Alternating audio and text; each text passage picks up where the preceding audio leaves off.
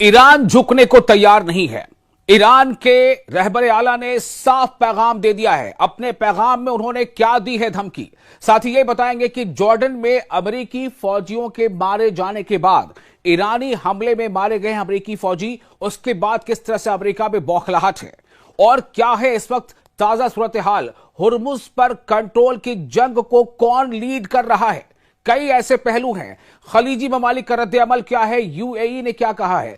ईरानी हमले में 2 फौजियों की हलाकत के बाद अमेरिका के ईरान पर ताजा हमले हुए हैं। अमेरिकी सेंट्रल कमांड का कहना है कि अमेरिकी फौज ने डोनाल्ड ट्रंप के हुक्म पर तेहरान के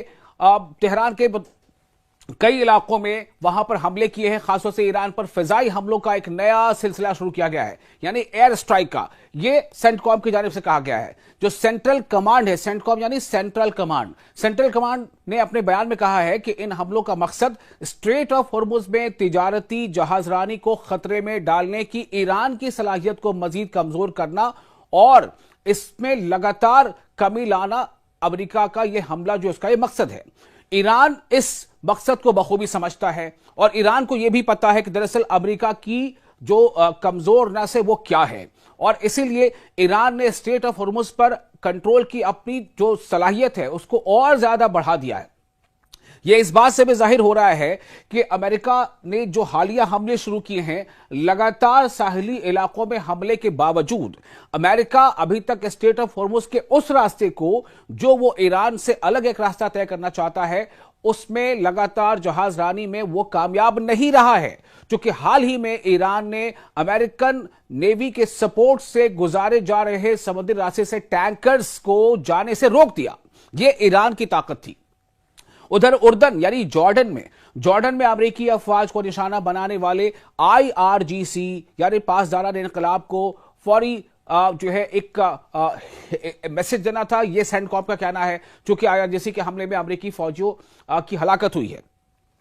तो अमेरिका का यह कहना है कि ये जो हमले हमने जो शुरू किए हैं ईरान पर, यह हमले सेंटरकॉम की जानिब से जॉर्डन में एक फौजी अड्डे पर ईरानी बैलिस्टिक मिसाइलों और ड्रोन हमलों के नतीजे में 2 अमेरिकी फौजियों की हलाकत की तस्दीक के बाद किए गए। यानी अमेरिका ने माना है कि जी हमारे 2 मारे गए अमेरिकी फौजी। यह सेंटकॉम का कहना है। इसका मतलब यह है कि ईरान ने जो दावा किया था, जिसको शुरू में इस दावे की नफी की गई थी, ईरान अपने दावे में सही था। और कई सारे ऐसे वीडियोस भी आए हैं जब यह देखा गया है कि जॉर्डन में ईरान ने जो हमला किया था बैलिस्टिक मिसाइल से, उसकी क्या तबाहियां हुई थी। हमने भी आपको इससे पहले वीडियोस में दिखाए हैं, लेकिन अब हम ये बताना चाहते हैं कि किस तरह ये हमले लगातार बढ़ते जा रहे हैं और अमेरिकी फौजियों की जानों का नुकसान हो रहा है। इसमें कोई दो राय नहीं है कि ईरान ने भी शुरू में इस बात को कबूल किया था, माना था कि अमेरिकी हमले में ईरान के भी फौजियों की मौत हुई है। 6 या 7 फौजियों की मौत हुई थी, ऐसे आदाद शुरू में आए थे और ईरान ने फौरन तस्लीम किया था। लेकिन जब अमेरिका के फौजी मारे जाते हैं तो इसको तस्लीम करने में या उसको अप्रूव करने में कि हाँ ये खबर सही है, काफी वक्त लगता है। इससे आप समझ सकते हैं कि आखिर इसके पीछे क्या सोच रही होगी। तो ये बात बहरहाल सेंटकॉम ने यानी सेंट्रल कमांड ने अमेरिका के मान ली है कि ईरानी हमले में जॉर्डन में जो तैनात थे अमेरिकी फौजी, उनकी हलाकतें हुई हैं। अमेरिकी वजीर दिफा जो हैं पीट हेग्सेथ, उन्होंने अमेरिकी फौजियों की हलाकत पर रद्दअमल देते हुए कहा था कि उनकी कुर्बानी अमेरिका के अज़्म को मजीद मजबूत करेगी। यानी पीट हेग्सेथ जो डिफेंस सेक्रेटरी हैं यूएसए के, उन्होंने माना कि ईरान के हमले में अमेरिकी फौजियों की हलाकत हुई है। अमेरिकी फौज का कहना है कि जॉर्डन में ईरानी बैलिस्टिक मिसाइलों और ड्रोन हमलों के खिलाफ दिफाई कार्रवाई के दौरान 2 अमेरिकी फौजी हलाक, जबकि 1 अहलकार लापता हो गया है। जबकि ईरान ने दावा किया था कि कई मारे गए हैं। बहरहाल आने वाले दिनों में भी और इसकी सच्चाई सामने आ जाएगी।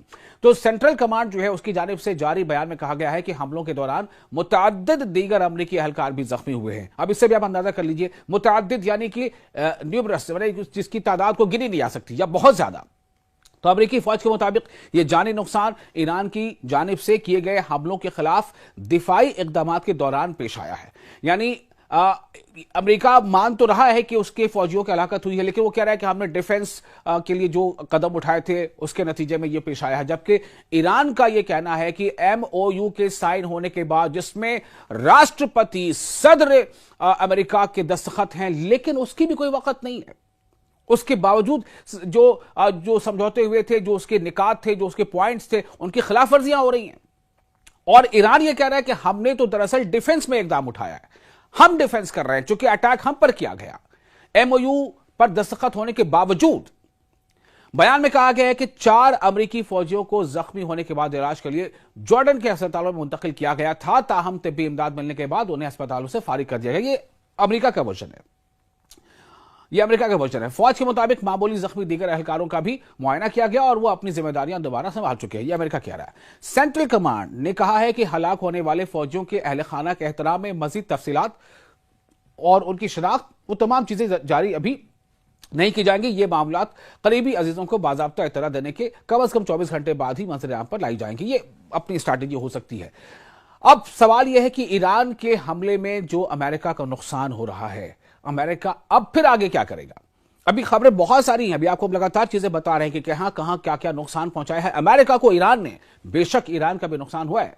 ईरान ने दावा किया है कि उसने जॉर्डन में वाक़ा एक अमेरिकी फौजी अड्डे को निशाना बनाया है। तमाम हमले के असरात और नुकसान की तफसीलात उस वक्त फौरी तौर पर वाज़ेह नहीं हुई थी, लेकिन यह बताया गया था कि बड़े पैमाने पर हमने नुकसान पहुंचाया। और अब चूंकि अमेरिका ने इस बात को मान लिया कि उसके 2 फौजी मारे गए और कई जख्मी हुए हैं, मुतअद्दिद जख्मी हुए, इसका मतलब यह है, और एक एहलकार लापता है, तो आप अंदाजा कर लीजिए कि कितने मारे गए, कितने लापता है और कितने जख्मी हैं। यह वाकया ऐसे वक्त में पेश आया है जब मशरिक़ वस्ता यानी मिडिल ईस्ट में कशीदगी में, तनाव में मुसलसल इजाफा देखा जा रहा है और मुख्तलिफ जो ममालिक खित्ते में सलामती की सूरत हाल पर तशवीश का इजहार कर रहे हैं। बहुत सारे कंट्रीज हैं जिनको लग रहा है कि जो कुछ हो रहा है वो ठीक नहीं हो रहा। ये जो जंग का दायरा बढ़ता जा रहा है ये ठीक नहीं हो रहा है, क्योंकि सभी को पता है कि अगर ये जंग फैलती गई उसका असर क्या होगा। स्ट्रेट ऑफ हॉर्मुज़ से गुजरने वाले जितने भी देशों के ऑयल टैंकर्स हैं या नेचुरल गैस के टैंकर्स हैं या खाद, सबसे बड़ी बात अब तो वो तमाम चीजों की सप्लाई पर बहुत बड़ा धचका लगेगा। नतीजा यह है कि बहुत सारे मुल्क जिसमें भारत है, पाकिस्तान है, बांग्लादेश है, यूरोप के कंट्रीज है, चाइना है, बहुत सारे मुल्क है जहां पर महंगाई जो है वो बहुत ज्यादा ऊंची हो जाएगी और जो अभी खेती का सीजन है उसमें बहुत नुकसान पहुंचेगा।